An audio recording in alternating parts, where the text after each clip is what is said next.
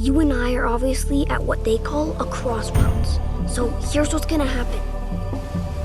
If it wasn't a dream, and if you are real, then you have to prove it.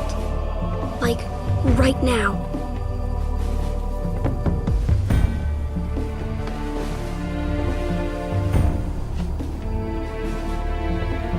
I've believed in you for a long time, okay? Like, my whole life, in fact. So you kind of owe me now. You don't have to do much. Just a little sign so I know. Oh.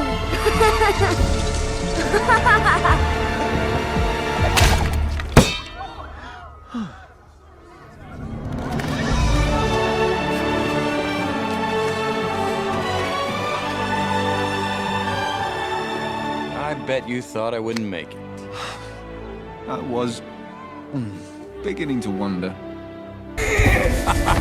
They can't be my nightmares, I'm not afraid. The book. I did my best. Wasn't enough. No. You came back anyway. How could I do anything else? My friend. Are we missing something? A pair whose friendship forever grows. Could it mean something else? I think it means that Scoob and Shaggy's friendship will live on, whether they're together or not.